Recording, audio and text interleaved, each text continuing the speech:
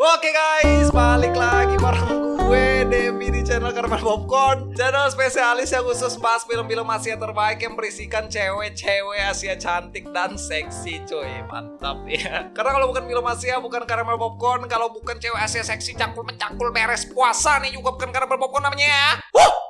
Gimana puasa kalian nih guys? Udah sebulan kita nggak ketemu ya. Gue juga sibuk banget cuy, asli. Sibuk banget gue habis jual-jualin seng di pasar. Film yang akan kita bahas kali ini adalah sebuah film yang bergenre drama romance dari Jepang lagi nih, yang berjudul Mae Onti tahun 2020 cuy. Berdurasi tayang 1 jam 58 menit. Film ini diproduksi dengan kode, aduh nih kenapa nih ada kode-kode terus nih, MEYD strip 605, dan dibintangi yang tidak lain dan tidak bukan adalah mbak-mbak kesayangan kita semua nih, yaitu Mbak Meguri Fujiura cuy.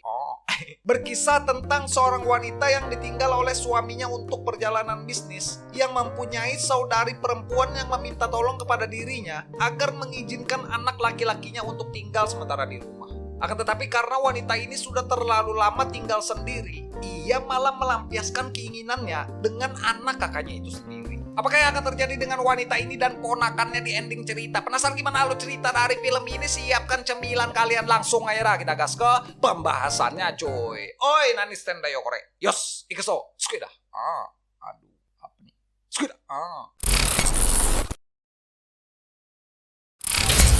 Di awal film kita akan diperlihatkan seorang wanita yang sedang terlihat menelpon suaminya yang sedang melakukan perjalanan bisnis untuk pekerjaannya. Seperti nama aslinya, wanita ini juga diceritakan bernama Meguri.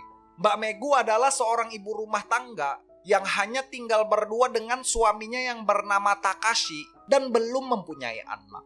Mbak Megu menelpon suaminya berniat memintanya untuk segera pulang karena Mbak Megu tidak pernah terbiasa untuk tinggal sendirian di rumah. Berhubung sang suami adalah seorang bisnismen dan perjalanan bisnisnya itu harus tertunda karena ada masalah baru di kantor, Mbak Megu pun harus tetap masih bersabar untuk menunggu suaminya itu pulang.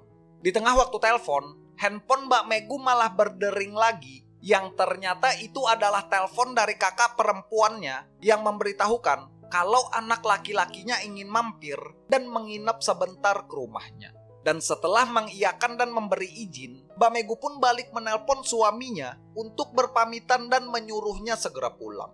Besoknya, saat Mbak Megu terlihat duduk-duduk santai di ruang tamunya, bel rumahnya pun berbunyi, yang ternyata itu adalah ponakan laki-lakinya yang sudah datang.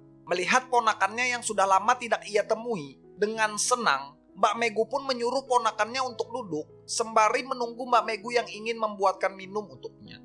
Ponakan Mbak Megu yang mempunyai rambut tempurung kelapa setelah dibelah dua ini bernama Kajuya.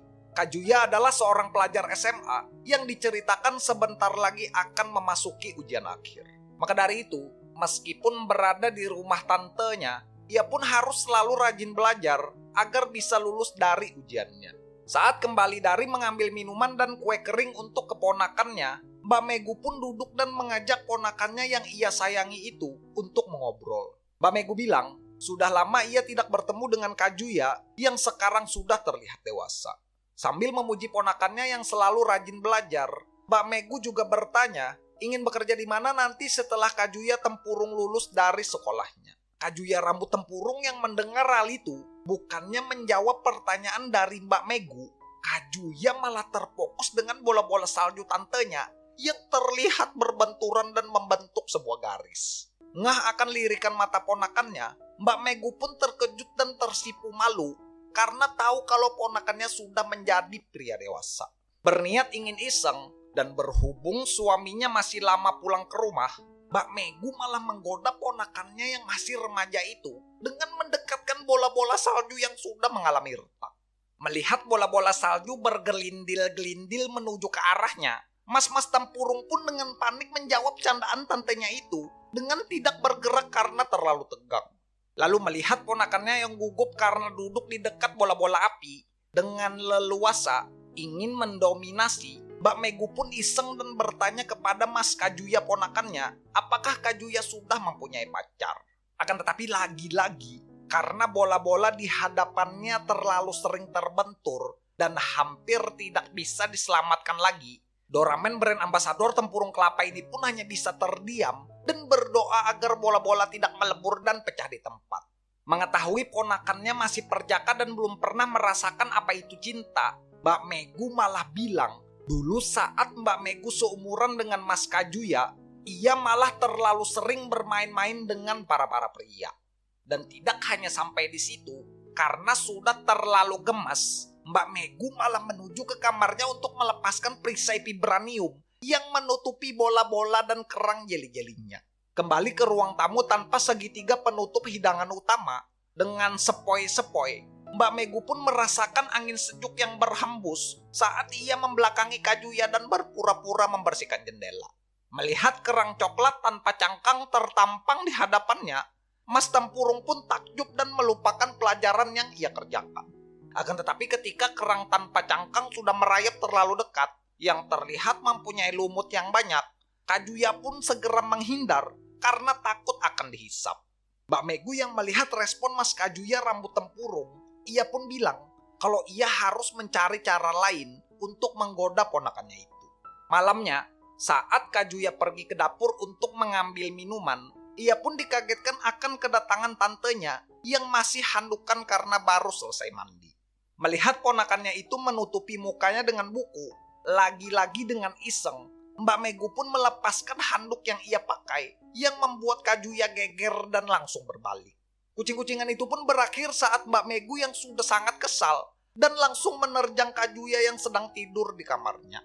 Meskipun sempat menolak dan kabur karena kaget, dengan sedikit paksaan, Kajuya pun berhasil diminta oleh tantenya itu untuk diajari mencangkul lahan perkebunannya yang sudah gersang dan berdebu. Dua fighter Mortal Kombat ini pun finally melakukan adegan cangkul-cangkul sampai 7 kali babak penyisihan yang berdurasi tayang perdana selama 35 menit. Akan tetapi pada besok siangnya, Mas Tempurung yang sudah merasakan bola-bola salju punya tantenya, ia malah balik menyerang karena suka dan membuat Mbak Meguri yang sedang memasak di dapur mendapatkan karma. Dan filmnya pun berakhir saat Mbak Meguri harus menghadang dan merasakan serangan Kajuya yang bertubi-tubi mencangkulnya di tepi sudut ruang dan waktu, cuy. Aduh. Oke guys, ya mungkin segini aja ya untuk pembahasan film Asia kali ini ya. Ini bagi kalian yang pengen nonton full movie-nya, kalian langsung aja search nonton kode produksi di pin komen di Google Chrome, cuy. Dari film ini kita bisa belajar, setiap tindakan yang dilakukan tidak peduli seberapa tidak signifikannya, hal itu pada akhirnya akan kembali kepada pelaku dengan dampak yang sama. Baik akan dikembalikan baik dan buruk akan dikembalikan buruk, cuy. Selamat Lebaran gue ucapin, selamat Hari Raya Idul Fitri buat teman-teman semua yang merayakan. Mohon maaf lahir dan batin dari tim Karamel Popcorn semua, cuy. Seperti biasa nih, gue juga mau ngucapin terima kasih banyak buat kalian yang sudah nonton dan terima kasih banyak buat kalian yang sudah subscribe ke channel Karamel Popcorn. Jangan lupa juga subscribe ke channel Karamel Popcorn 2ND, channel kedua kita ya, karena channel itu nanti bakalan aktif mengupload video juga, linknya ada di deskripsi, cuy. Nanti kita bakalan bahas film-film Asia yang bagus-bagus lagi ya. Ya mungkin segini aja untuk video kali ini. Jangan lupa like, comment, share, dan subscribe. Gue Demis sebagai narator pamit. Sampai ketemu di video selanjutnya. Thanks for watching guys. Bye-bye.